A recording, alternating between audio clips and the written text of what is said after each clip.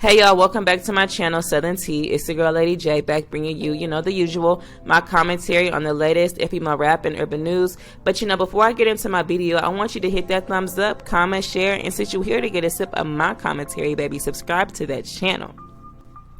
So let's go ahead and get into it. So I want to get into, Nicki Minaj. I want to start off with some good things. So let's start off with the queen. Congratulations are in order to her because she has won 2 EMA awards. She won Best Hip Hop and Best Song for Super Freaky Girls. So that's a big win, especially when she went up against artists like Kendrick Lamar, Drake, Harry Styles, Bad Bunny, Jack Harlow, and Lil Baby. So the queen is still winning. Now, Nicki Minaj is also performing at the 2022 World Cup, and she is releasing a collaboration with Maluma and Marion Fares for the World Cup. And there is some controversy behind her performing, but my thing is, it's the controversy, particularly from the LGBTQ community and inequality issues that may be going on over there.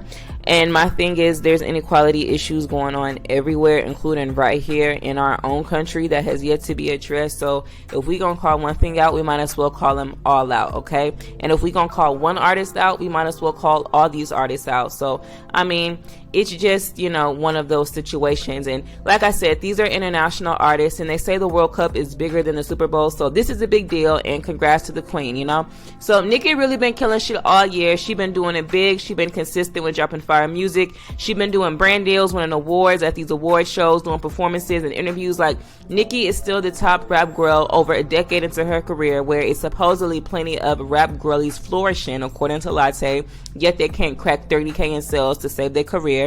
So Nicki is still that girl, and she is still in demand, and she's showing all her sons exactly why she that bitch, okay? So while the girl's throwing shade and claiming to be flourishing, Nicki Minaj is actually thriving because she is actually, she has a supportive fan base that goes beyond the fake internet support, all right? So the rest of the girls gonna have to step up a bit harder.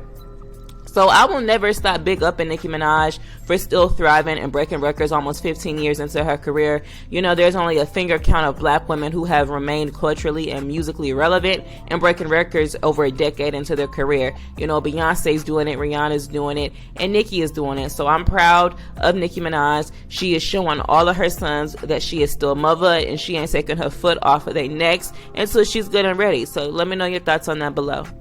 Now, the next topic I want to get into is Baby Drill's song Freak featuring Latto. So Latto and Baby Drill teamed up to drop this trash. First of all, Baby Drill cannot catch the beat for shit, His lyrics have no depth, and the song is just all over the place, all right, in my most humble opinion. Latto's verse was nothing new. She was talking about her cootie cat of being a freak. I mean, the whole song had no business being recorded, let alone released, okay? So Latto's collaborations, honestly, in my most humble opinion, don't be making no sense to me. Like, they just be so random, okay? Like, honestly, I thought the song was trash, and let's keep it a buck. We all know it won't chart, but maybe it's a good look for Baby Drill, because I have no clue who he is. Don't feel free to enlighten me below, because based off of my listen to him the first time around, I don't care to know. Now, speaking of Latto, she also received her flowers at the first annual Give Her FlowHERS Awards Gala. So she received the Big Femme Energy Award, which shines a light on a woman who is making a quote-unquote tremendous impact in music for this generation. And there are two things that confuse me about this award. One being, what tremendous impact has Latto had on this generation of music? Okay, what records has she broken? What song has she released that has had a long-lasting impact and imprint on the hip-hop culture? Please let me know. She don't have no classics. What roads has she paved for, other girls coming in behind her? What has she done to give back to the culture? Why must these made up ass award shows cater to these new rap bitches when they ain't done shit to receive flowers for? Like, I'm sorry. No, I'm not. What are we giving Latto her flowers for? Okay, this is the first annual Give Her FlowHERS Awards Gala, and their first time picking and honoring a relevant woman in hip hop who is making a tremendous impact on music, and they ain't picking or thinking of Nicki Minaj. Nicki Minaj is the best-selling female rapper this year and this past decade. She has been breaking records all year long, but the woman who y'all claim to have a tremendous impact on music is Latto? Okay. The rap girl who claims her and all these other girlies is flourishing, even though she only has one hit song that survived off of industry push and radio play. Let's keep it a buck, okay? That's what gets me. So I don't understand why these new rap bitches be so gassed up, because they don't gotta do shit but shake their ass, be mediocre, and beg for sympathy to be given their flowers. Like, they don't gotta earn shit like these veterans had to do. I mean, at the end of the day, she won the award, so I guess congratulations to Latto. Although she has not had nowhere near a tremendous impact on hip-hop or the culture, you know, I believe this award was completely unnecessary. Like, it's okay to be a rookie. It is okay to accept that there are levels to this shit. It is okay to perfect your craft over time. It is okay to grind and come up authentically. It is okay. Like, damn, these new bitches just come in and they start, you know, they get this label push and immediately paying for these made up ass awards. Like, they don't gotta earn shit anymore, and that's why these bitches' heads be so gassed up, but the sales don't be matching. Okay, but anyways, y'all let me know y'all thoughts on that below. Now, the next topic I want to get into is Asian Doll announcing that she has a TV show coming out based around her life on a platform called Not As TV. So if you are not familiar with that platform, it's basically a streaming app much like Hulu and Netflix. You pay a monthly $5.99 subscription. So if you heard of the show South Central Baddies, that's one of the shows on the platform, okay? Now, if you ask me, it's a knockoff Zeus Network. Like every show on there is a wannabe baddie South or Bad Girls Club, okay? So I already got Zeus, I already got Netflix, I already got Amazon Prime, I got Tubi for the free. I don't need no more streaming apps, okay? So I can't say I'll be watching. Nevertheless, congrats to Asian Doll, I guess. Now, I just hope the drama is left off the camera, okay? Because Ms. Grohl shows us plenty of the drama every day on her Twitter feed. But because this is a show she says is based on her life, and, you know, I guess we will be seeing more of her personality, I already know we're going to see a little bit of drama because she just seemed like she full of drama. And, you know, that's what sells on these reality TV shows and these streaming platforms. Now, I hope she addresses some of the bullshit that she be getting dragged for, because I can't say I know who Asian Doll is as an artist, so maybe this show will allow her to, you know, let that shine so people aren't so hard on her, because, you know, all she has shown us is the goddamn drama, and sis actually is to a degree talented, so I know, you know, she can show the world that she's capable of actually rapping and not just arguing online all the damn time, because Asian has been in the game for years, but she has just yet to break through into being mainstream. So let me know if you will be tuning in down below. Like I said, I already got like 4, 5, 6 streaming apps, so if y'all gonna be tuning in, feel free to slide me your username and password so I can watch it too. I would be happy to watch it on your dime, because Lord no, I ain't paying not another $5 to stream shit else, okay? Let me know your thoughts on that below. Now, the next topic I want to get into is Bia. So fans were calling out Bia earlier for a few different reasons.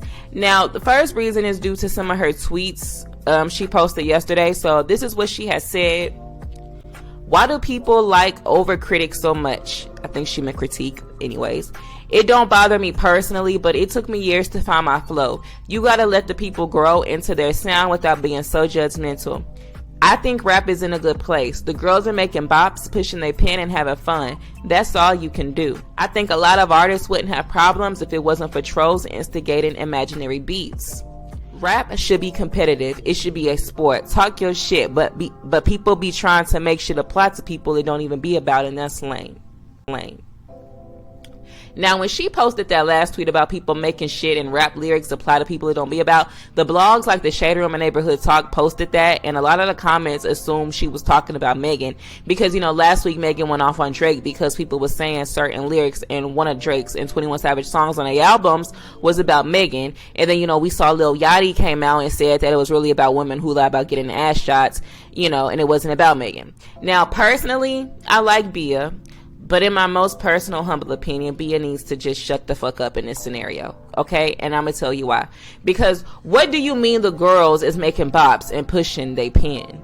You was writing for half of these bitches, okay? You've been in this game since 2011. You've been writing for some of these bitches. You know half of them ain't pushing they goddamn pen. So who you talking about? I know you can't be talking about your bestie Latto, because you sure was all up in her comments and likes, child, when she was already exposed to have a ghostwriter, okay? The whole world knows Cardi don't write. Koi don't write all her lyrics on her own. Saweetie don't write all her lyrics. Hot Spice don't write. And then she mentioned how a lot of artists wouldn't have problems with each other if it wasn't for trolls, as if artists don't have a choice about what comments and conversations they choose to entertain and engage in. Okay, let's not act like these artists don't choose to respond and be making up shit in their own head like Latto was. She convinced her goddamn self that Nicki was shading her. Now, what do I think? Like I said, I think Bia is talented at all, but sis, again, I think she should be quiet here because she's treading on thin ice with the barbs, because she gonna slip up and say some shit and it be misconstrued, and you know, she gonna be in some shit she can't really get out of, because now the barbs are looking at Bia kind of sideways, and I'm gonna tell you why.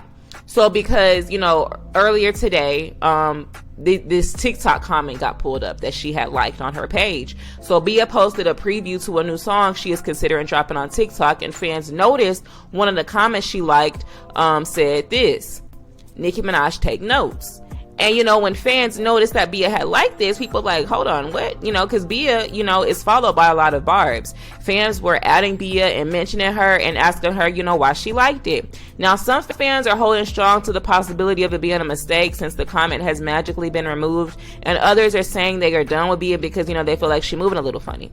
Now, I went and checked this morning, and the comment was still there, which is what, you know, you see on or saw on the screen. Now, when I checked back again later, it was gone, and probably because, you know, fans kept mentioning Bia and pointed it out, you know, because 9 times out of 10 it was probably an accident. At least I think it was an accident, honestly. A lot of barbs follow Bia, so, you know, I don't know if it was on purpose why she would like this comment, knowing a lot of barbs follow her, alright, thinking it would go unnoticed. Then again, you know, like I said, it could have very well been an accident, because I double tap or tap on things by mistake all the time. Now, I'm not going to be quick to disown Bia, you know. I'm going to need a little bit more fuel before I make a decision to continue to just not fuck with Bia anymore. But I find Bia talented. And as of now, you know, like I said, Barbs is looking at her sideways. But like I said, I honestly feel like it was an accident. But let me know what you think down below. Do you think it was a mistake, or do you think she was being shady? And, you know, let me know why. Fans are holding strong. Now, the next topic I want to get into is Miss Glorilla. So Glorilla Hallelujah Woods released her EP on Friday. Now, overall, the project as a whole, I think is decent. You know, the project had 8 songs, and of course 3 of those 8 included Blessed, FNF, and, you know, Tomorrow Too. So honestly, it was only like 5 new songs. So it's safe to say Hit Kid did not get paid for FNF, because he did say he was suing CMG a month ago for trying to stop the money he gets from FNF, because, you know, that is his beat he produced. But because Yo Gotti wanted FNF to be on Glorilla's project when he signed Glorilla to his label, she included FNF, you know, in her contract without telling Hit Kid, which, you know, stops money from coming to both of them. So now she can only get money from when she performs it at shows. Anyway, the first song on the project is called No More Love, and, you know, I'm gonna keep it a buck. You know, I fucks with that song a little bit. I kind of like that song. You know, it's the more personal, slow tempo type of song, but I like it. I feel like songs like that are more personable, and I feel like that's where artists gain their fans. Now, the second song on the project is called Fentanyl. I guess that's a play on fentanyl. That song was a no for me. I wasn't feeling that. Now, this is the same song that Glorilla received some backlash from social media for, because people felt like she was coming for Tina Turner, or, you know, kind of making fun of, or not really, or taking light of domestic violence in a way, because Tina Turner was a victim of domestic violence that she suffered at the hands of her husband, Ike Turner. Because in the song, Glorilla has said, back in the day, I always felt sorry for Anime. I slap the shit out of nigga if he don't eat the cake. And, you know, Anime is an ode to Tina Turner. So some fans found that distasteful, which, you know, I mean, there has been so many rappers who have used the anime bar. Let's keep it a buck. I mean, Jay-Z even used the anime song, or the anime line, on Drunken Love. So, I mean, if we're gonna be mad at Glorilla, we need to be mad at all the rappers who have used the anime line or bar in their music, okay? Now, personally, I just wish we leave Miss Tina alone altogether, because ain't shit funny about domestic violence. The third song on the album was Tomorrow Too. Y'all already know my thoughts on that. The fourth song is the song called which was a for me. She could have kept that shit completely the fuck off the album, which, you know, it was the worst song in my most humble opinion on the project. I wasn't feeling it at all. The beat was running away from Miss Glorilla Hallelujah Woods. Now, in this song, she said, I ain't in these bitches beef. I'm in my motherfucking prime. Told them leave me out. Don't want no parts, and I'm not taking no sides. Now, my thing is, sis, you just got started. The fuck you mean you in your prime, baby? And then she says she don't want no parts. She ain't choosing sides, but babe, you have chosen a side. So you are partaking in bitches beefs, okay? Because you got a Cardi collab. You are definitely following Nicki Minaj and only unfollowed her after your Cardi B collaboration, and that's a verified fact. So after that song after that song is Blessed, which has already, you know, like I said, I told y'all I already like that song. That's been a favorite of mine. And then there is a song after that called Get That Money featuring Nicki Poo, and whoever Nicki Poo is, hey, Miss Glorilla, Hallelujah Woods, the fuck up. But the song was decent. I can't say it will be making my playlist or that I will be going back to stream and listen to it or nothing like that, but it was decent. And then the next song is, you know, Nut Quick, which she did release as her next single. And like I said in my last video, I'm not really feeling that song, okay? I mean, it could grow on me, you know, potentially, but yeah, I'm not really feeling that song. The next song is FNF, which was the ladies' anthem of the summer, in my opinion. And the last song is probably the best song on the whole project. It's called Out Loud Thinking, and it's a personal song. And like I say, I feel like songs like that, like personal songs, show an artist's vulnerability, and I feel like that's what gains them their fans, in my most humble opinion, because we want to know who you are as an artist and as a person, or at least I do. So overall, I give her project a 7 out of 10. Now, speaking of Glow, she is also getting ready for her first ever AMA performance, so she will be performing at the American Music Awards this Sunday, so let me know your thoughts on that. I just hope Sis's wardrobe is on point, because I don't know who her stylist is, but he, she, whoever, it just don't be it, okay? It be trash. I do not like the way they be dressing Miss Glorilla, Hallelujah Woods, okay? And hopefully she don't get talked into or pressured into, you know, choreography or too much choreography, because the rap girls can't catch a breath during their performances. They be too busy trying to dance and don't be rapping, and you know, so let me know your thoughts on that below. Now, my next topic I want to get into is Bhad Bhabie, or, you know, the Catch Me Outside girl. So Bhad Bhabie is sure looking different these days, child, okay? Look at this transracial woman on your screen, people, okay? This is the new Bhad Bhabie. Filter or no filter, this is the new bitch, okay? Now here's my question. Why in the hell do these white girls not want to be white girls no more? Okay, they want to be something exotic or close to that of a black woman, or a caricature of a black woman. They darken in their skin, get in traditional black hairstyles, buying Afrocentric features to bring out their face, mainly by getting 10 rounds of lip fillers and getting their nose and bodies done. Like, I remember back in school when people would get clowned for big lips or wide noses or wide hips, when black folks would get clowned for that shit, and here these bitches go running to the surgeon with a picture of a black woman or a white woman who was also, you know, surgically enhanced herself to look like a black woman. Okay, it's blackfishing.